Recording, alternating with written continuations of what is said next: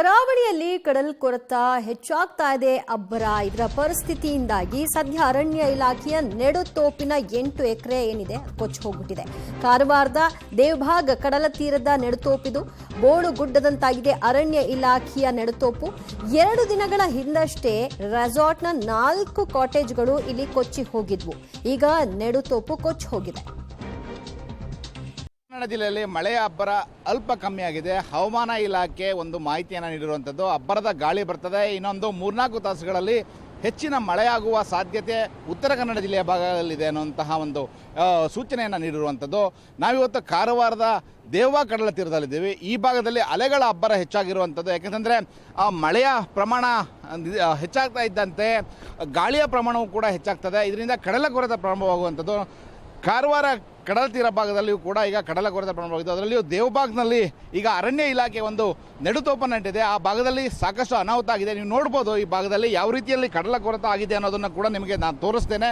ಯಾಕೆಂತಂದರೆ ಕಡಲ ತೀರ ಭಾಗದಲ್ಲಿ ಕಡಲ ಕೊರೆತ ಸಾಮಾನ್ಯವಾಗಿರ್ತದೆ. ಅದರಲ್ಲಿಯೂ ಮಳೆಗಾಲ ಬಂದಾಗ ಗಾಳಿಯ ಅಬ್ಬರ ಹೆಚ್ಚಾಗಿದ್ದಾಗ ಕಡಲ ಕೊರೆತಗಳು ಹೆಚ್ಚಾಗ್ತದೆ. ನೀವು ನೋಡ್ತಾ ಇರುವಂತಹದ್ದು ದೇವಭಾಗ ಕಡಲ ತೀರ ಭಾಗದಲ್ಲಿರುವಂತಹ ಒಂದು ಕಡಲ ಕೊರೆತದ ಒಂದು ದೃಶ್ಯ ಇದು.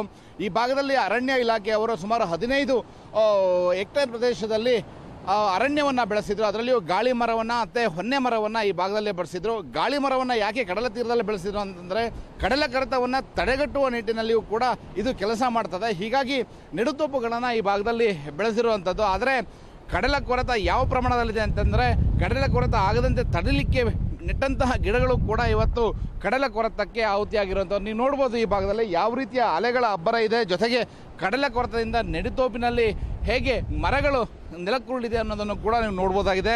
ಯಾಕೆಂತಂದರೆ ಕಡಲ ಭಾಗದಲ್ಲಿ ಈಗ ಕಳೆದ 4-5 ದಿನದಿಂದ ಹೆಚ್ಚಿನ ಗಾಳಿ ಬರ್ತಾ ಇದೆ.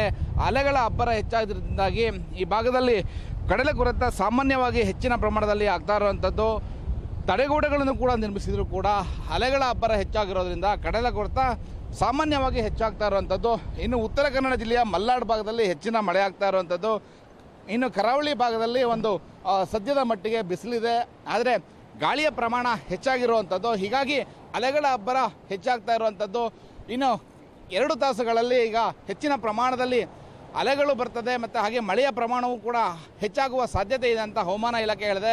ಒಟ್ಟಿನಲ್ಲಿ ಉತ್ತರ ಕನ್ನಡ ಜಿಲ್ಲೆಯ ಕರಾವಳಿ ಭಾಗದಲ್ಲಿ ಅದರಲ್ಲೂ ದೇವಭಾಗ ಕಡಲ ತೀರದಲ್ಲಿ 8 ಹೆಕ್ಟೇರ್ ಅರಣ್ಯ ಪ್ರದೇಶ ಈಗ ಕಡಲ ಕೊರೆತಕ್ಕೆ ನಾಶವಾಗಿದ್ದಾವೆ. ಇನ್ನೂ ಹೆಚ್ಚಿನ ಅನಾಹುತ ಆಗುವಂತಹ ಸಾಧ್ಯತೆಗಳಿರುವಂಥದ್ದು. ಇನ್ನೂ ಹೆಚ್ಚಿನ ಮಳೆಯಾದರೆ ಕಡಲ ತೀರ ಭಾಗದಲ್ಲಿ ದೊಡ್ಡ ಅನಾಹುತ ಸೃಷ್ಟಿಯಾಗುವಂತಹ ಸಾಧ್ಯತೆಗಳಿದ್ದಾವೆ. ಕ್ಯಾಮರಾಮನ್ ಸುರೇಂದ್ರ ಜೊತೆ ನವೀನ್ ಸಾಗರ್, ಪಬ್ಲಿಕ್ ಟಿವಿ, ಕಾರವಾರ.